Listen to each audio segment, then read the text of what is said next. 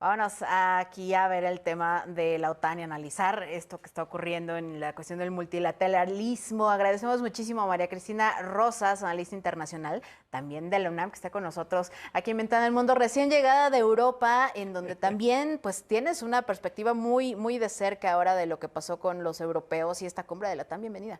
Muchas gracias, Claudia, y un placer como siempre estar aquí.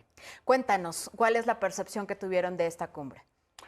Bien, yo creo que se puede resumir en la siguiente frase. Los miembros de la OTAN están de acuerdo en que no están de acuerdo. Para decirlo de manera muy sencilla, Donald Trump no bien llegó a la cumbre en Ankara, llegó con la espada desenvainada a decir que los miembros de la OTAN no lo han apoyado en Irán. Y Mark Rutte, el secretario general de la OTAN, le respondió que en ya le había un dicho tono papá muy... previamente en la cumbre anterior. Bueno, además, ¿no? pero además muy irónico, Rutte Sí. le dice, bueno, es que Irán no está en Europa. Digo, por si había alguna duda, ¿no? Muy rudo. Pero así juegan ellos. El hecho es que se vio a una Europa que no es capaz de dar una solución colectiva a los desafíos globales. Está sumamente fragmentada. De hecho, tiene la culpa Rusia, sí, con el tema de Ucrania, pero también Donald Trump con sus agresiones a propósito de lo de Groenlandia y las amenazas que ha hecho a miembros de la OTAN como Dinamarca. Entonces, algo que también ha salido a relucir en esta cumbre es hasta dónde los europeos, en un momento dado, podrían generar un mecanismo de seguridad colectiva sin Estados Unidos. El tema ha sido planteado desde hace mucho tiempo, pero ahora parece una necesidad. El problema, por supuesto, es que están demasiado atados a la seguridad de Estados Unidos. Y este tema que se comentaba hace un momento en estos clips, de que van a incrementar el gasto militar, pues en realidad está pensado para que Donald Trump le dé salida a sus productos militares de sus consorcios del complejo militar industrial. Mira, un ejemplo que se ha mencionado mucho es el anuncio de que Trump le va a entregar misiles Patriot a Ucrania. Por supuesto, entregar misiles Patriot no se hace como ir al Oxxo y compro un misil Patriot. Eso toma años, no es sencillo. Y por otro lado, los misiles Patriot pueden resultar muy inútiles por el tipo de tecnología que representan, carísimos. Y por otro lado, tenemos otras tecnologías que fácilmente pueden vulnerar la efectividad de los Patriot. Entonces, yo pienso que toda esta parafernalia alrededor de que hay que ayudar a Ucrania, lo que está permitiendo es sacar armamento obsoleto y preparar renovaciones militares de nueva generación, con sistemas de nueva generación para las guerras del futuro. Porque hemos visto cómo se ha desarrollado la guerra Rusia-Ucrania. Es una guerra tecnológica, es una guerra híbrida, es una guerra que emplea obviamente a la desinformación. Es otra guerra, Claudia. No son como las guerras donde veíamos que se movilizaban grandes ejércitos, como en las guerras mundiales. Esto es otra cosa. Entonces, se requieren otras tecnologías, se requieren otras doctrinas. Y Donald Trump dice, europeos gasten 5% de su PIB en defensa. ¿Qué les está diciendo? Cómprenme mis armas, ¿no? Y así me deshago del armamento ya viejito, ¿no? Y yo me dedico a la renovación científico-tecnológica. Estados Unidos trae un rezago muy importante en términos militares. Y esto también se ha visto en la guerra Rusia-Ucrania. No hay municiones para Ucrania. Ni las tiene Europa ni las tiene Estados Unidos. Está muy desesperado Zelensky porque, pues por eso ha recurrido a los drones, porque por el lado de las municiones se acabaron muy rápido y no hay la capacidad ni en Europa ni en Estados Unidos de producir suficientes municiones para sostener el esfuerzo bélico de Ucrania.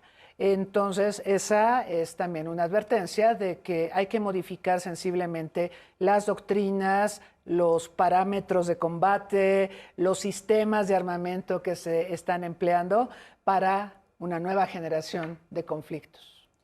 En este punto, ¿tú ves que los acuerdos a los que hayan llegado para la defensa de la OTAN pueden ser suficientes ante pues lo que desde un inicio, que fue la intención de Ucrania de sumarse a la OTAN, pues se vino para Rusia como un gran enemigo en común? Hay un tema, Claudia, y esto también se ha comentado mucho en Europa. Pase lo que pase en la guerra Rusia-Ucrania, Rusia va a emerger como una superpotencia militar. Y ese va a ser un gran desafío para la OTAN. Porque también lo que ha hecho Rusia es modernizarse. ¿Se acuerda el público? ¿Te acuerdas que se hablaba mucho de que esta guerra iba a ser corta? Ese era el cálculo que hacía Putin. Decía, esto no va a durar más allá de unas cuantas semanas. Estamos en el 4º año de esta contienda. Y ha tenido que adaptarse. Él también ha tenido que hacer frente a armamento obsoleto, a estrategias y tácticas que no funcionaron. Sin y aliados. tiene que renovarse. Y sin aliados. Esa es la gran diferencia con Ucrania, porque a Ucrania la apoya mayormente Occidente. En el caso de Rusia hay apoyos velados de China, de India, de Turquía, ¿no? Turquía juega para varios frentes, para varios equipos, pero la realidad es que sí, Rusia ha tenido que cargar con el peso de esta contienda y ha tenido que ir haciendo adecuaciones. La realidad es que ahorita está gastando la mitad de su Producto Interno Bruto en defensa. Y de ahí va a emerger un gran poder militar que va a ser una pesadilla para los europeos. Por eso están preocupados, ¿sí? Y luego por el otro lado, el líder de tu alianza, que es Donald Trump, te viene a decir, quiero Groenlandia, y si no me la dan por la buena, pues voy a usar canales no pacíficos. Y entonces los europeos dicen, pues estamos en medio de dos frentes, ¿no? Claro. Por un lado la preocupación con Rusia y ahora la preocupación también con Donald Trump. Y Donald Trump, la preocupación más grande que le genera a los europeos es la incertidumbre, ¿no? ¿Hasta dónde, cuando él dice que se compromete, porque en realidad cambia la jugada continuamente? No es institucional, a diferencia de otros presidentes que ha tenido Estados Unidos. Y ahora, ¿cómo ves entonces este tema de la OTAN en cuanto a ser una fuerza militar? ¿Sí ves todavía que sigue siendo una importante fuerza militar? ¿O básicamente ya está solamente el tema del ejército de Estados Unidos contra el mundo, invadiendo lo que sea que quiera obtener el presidente Donald Trump? ¿Cómo queda entonces la OTAN en cuanto a la cuestión de una fuerza armamentista, tal cual que fue el objetivo inicial de su creación? Pero el objetivo inicial de su creación era para la contención del comunismo. Correcto. Y eso es lo que los cohesionaba. Sí. Ahora esa cohesión que podrían tener contra Rusia por lo que le hizo a Ucrania se está diluyendo por las inconsistencias y amenazas de Donald Trump.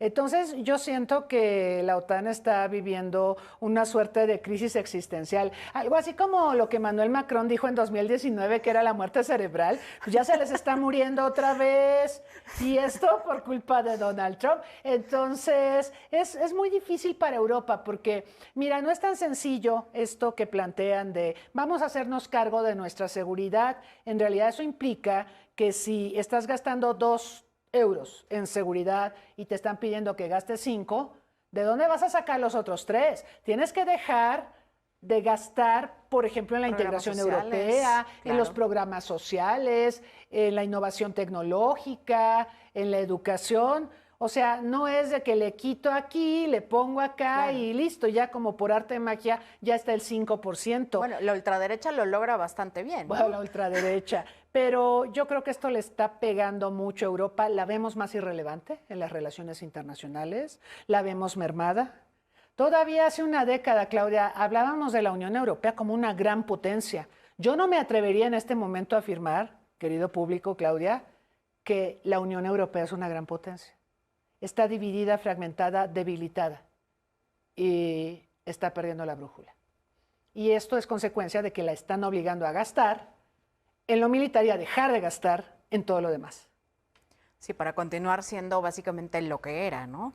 Sí. Y en este momento, ¿cómo vemos a Rusia? Ya hablábamos hace un momento de que finalmente es una guerra de la que se ha estado reinventando continuamente, ¿no? Son cerca de 4 años, aparte de estar sin aliados, también sorteó las sanciones internacionales que lo sacaran de este mecanismo SWIFT de sistemas internacionales de transacciones, las sanciones contra el rublo y todas las cuestiones también de bajas considerables también dentro de esta guerra. Pero ¿cómo lo ves ya a 4 años con un Vladimir Putin que prácticamente tiene la presidencia vitalicia? El eterno. Y el eterno y pues en mejores condiciones psíquicas, mentales y en cuanto a poder y representación dentro de su país en comparación de otros líderes, ¿no? Bueno, claro. Mejor que Trump, creo que sí. Pero, claro, el tema, por supuesto, es hasta dónde puede soportar. Porque también dedicar la mitad de tu Producto Interno Bruto a lo militar, estás dejando y estás descuidando muchos flancos que la sociedad rusa necesita. por un lado. Ha habido migración, o sea, ha habido salida de capital humano ruso a otros lugares, porque mucha gente tiene miedo de la contienda, el tema de reclutarlos para el ejército. Putin lo ha logrado sortear con mercenarios y ha reclutado gente de Corea del Sur y de países del sur de Asia y demás, y de esta manera ha sorteado el tema de tener efectivos para ir a la guerra. Y sabemos de la existencia de estos mercenarios porque muchos han sido capturados por Ucrania y han sido presentados ante los medios de comunicación. Y otros se han muerto, ¿no? Bueno, También y muchísimos han muerto. Y entonces, pues ahí está el tema de hasta dónde puedo seguir extendiendo este conflicto cuando tengo una debacle demográfica desde mucho antes de que este conflicto se desarrollara, cuando tengo límites a mi economía, qué tanto mis amigos, China, por ejemplo, India, por ejemplo, pueden seguir apoyando si esta guerra se complejiza más. Ahora esta guerra es vital para Rusia, porque si Rusia la pierde, prácticamente quedaría en un estatus de país menor, y si logra lo que quiere, y lo que quiere es garantías de que Ucrania no ingrese a la OTAN, y mira, la OTAN le hizo un guiño a Rusia. En ningún momento en esta reunión de Ankara se le dijo a Ucrania, hijo mío, vas a poder entrar. No, correcto. Jamás se tocó este tema. Ese es un guiño a Rusia, ¿no? Es como decirle a Rusia, ok, no lo vamos a dejar entrar, a ver, vamos a negociar, ¿no? Entonces, lo que quiere Putin es que no ingrese Ucrania a la OTAN. Por otro lado, quedarse con el Donbass, quedarse con Crimea. Y básicamente, porque la pretensión de absorber todo el territorio ucraniano creo que está mucho más allá de las posibilidades de Rusia. Si logra esto, Rusia emerge como la gran potencia europea, ¿sí?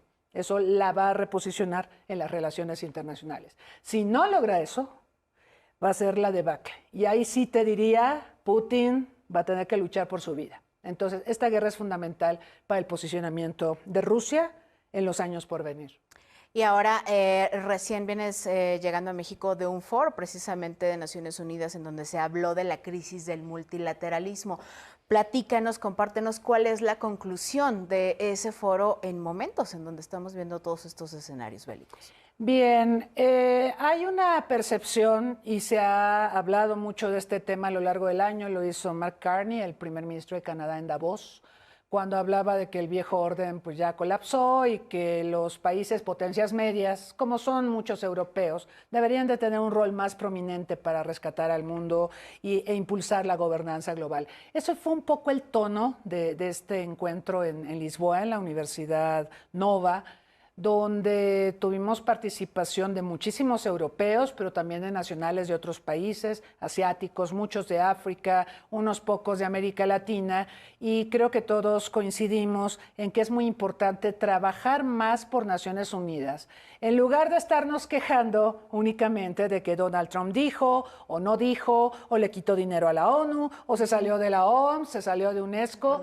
Es decir, creo que estamos en un momento donde estamos buscando culpables y no estamos asumiendo responsabilidades. Algo que se dijo en el seminario es que ser miembro de la ONU implica obligaciones, ¿sí? No solo beneficios. Entonces, todos queremos los beneficios y a la hora en que hay que pasar la charola decimos, ay, no, no quiero, no puedo, no. Ahí es muy importante hablar con los estados, porque los estados, todos, no solo Estados Unidos, no solo China, no solo Rusia, somos culpables de la crisis del multilateralismo. Y si vamos a permitir que las grandes potencias hagan y deshagan y nosotros nos quedamos callados o solamente decimos, es que es culpa de ellos, no vamos a avanzar. Entonces hay que hacer un esfuerzo colectivo. Hay mucha preocupación por el proceso de sucesión en la Secretaría General de la ONU. Hay un fuerte rumor de que Donald Trump va a proponer al titular del Board of Peace a un hombre que es búlgaro.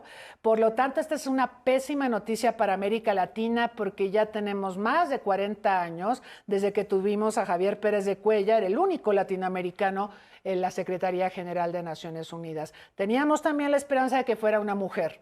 Y hay candidatas. Está Rebeca Greenspan de Costa Rica, está Michelle Bachelet de Chile y está la candidata de Ecuador, pero parece que Donald Trump tiene otros planes para Naciones Unidas. Y es aquí, por ejemplo, en este caso que estoy mencionando, donde la comunidad internacional tendría que salir y decir, señores, No todo lo puede manejar Estados Unidos, puesto que Estados Unidos es el primero en violentar a Naciones Unidas, ¿no? Entonces hay muchas alertas rojas prendidas. Esperemos que la comunidad internacional salga a restituirle a la ONU la importancia que tiene, porque la hemos dejado morir. Entonces hay que trabajar mucho a favor del multilateralismo. Pues muchísimas gracias, María Cristina. Esperemos estar en otra ventana al mundo aquí, que nos acompañes en el canal. Un placer, muchas gracias. Muchas gracias. Vámonos con más.